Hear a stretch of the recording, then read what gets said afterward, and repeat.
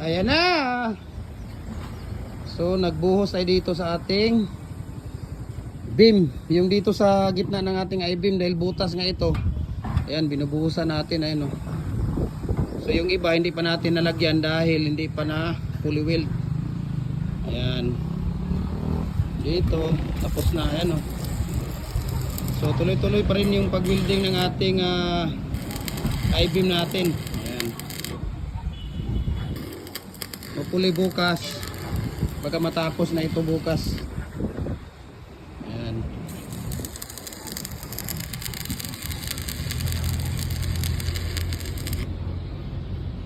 So may welding na dito. Ayan, may buhos na yan dyan. So ilang piraso na lang hindi pa nabuhusan dito. Ito na lang. Ito na lang tatlo, di ba?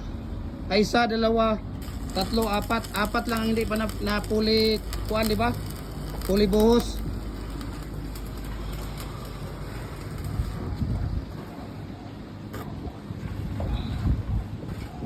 Natin doon si Kuya.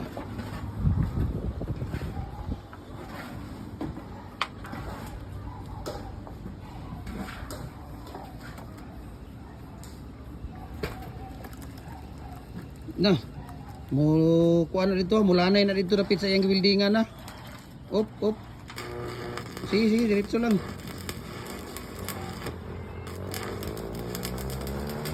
Ayan. So kailangan natin lagyan ng concrete dito, concrete pouring yung gitna ng ating beam dahil hindi pwedeng maghahalo siya, no? Ito yung likod natin. Ayan. So, tapos na po siya, no? Ito yung sa likod natin.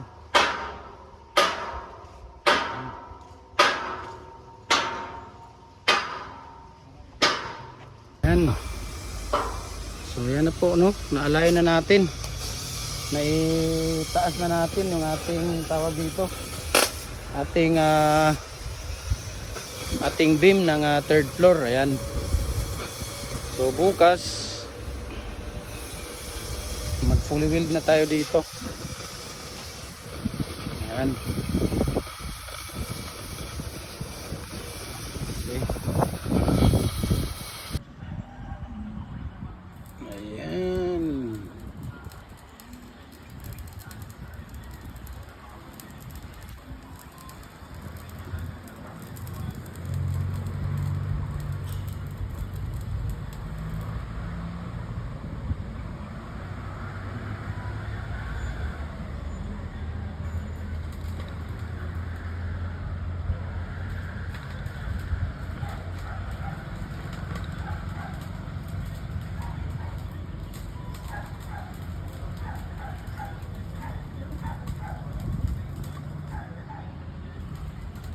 Yan, so ready na yung ano natin, no? Yung beam natin sa third floor. So nag-welding muna sila bago natin lagyan ng steel tape para sa third floor flooring natin. Ayan, nagpatira tayo dito ng finishing yung ibabaw ng ating beam at saka yung baba para hindi papasukan ng tubig. Yan muna ang inuuna natin dahil pag naulan, papasok ang tubig. Ayan, so dito, okay na dito. Ayan. So hanggang dito na ang natira. Natin si Kuya, bakit may daan dito? So ibig sabihin, dito na siya sa likod. Dito na pala siya sa likod. Ayan. Kaya na siya dito. Oh, nandito na pala siya sa likod. Ano siya? Dito. Oh. Nako. Ayan. So dito, no. Tapos na yung ano natin dito, yung parander natin dito sa ating slab. Ayan, makikita nyo, ready for steel dig na lang, no. Continue pa si Kuya. Ayan. Finish Kuya sa pag hanggang dito pa siya. Tapos andito hindi pa, no. Ongoing pa rin yung ating welding ng ating mga beam. So hopefully next week matapos na to, next week, no? So by Monday sa Tuesday baka matapos ng welding dito at saka itong slab natin, no, yung scaffolding natin. Ayan. Ayan, tuloy-tuloy yung ating overhead dito sa baba mo. Mayroon tatlong poste dito na tinapos natin. Ayan o. Itong tatlong poste, yung nasa gitna, isa, ito, dalawa, saka tatlo yung makikita na yan. So yun po ang tinatapos natin sa overhead dito sa baba.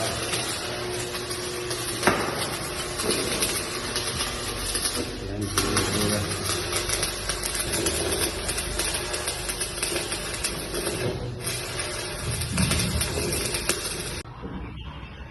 Ayan, so tuloy-tuloy ang ating overhead. Sige, kuya dito, no? Tira siya dito.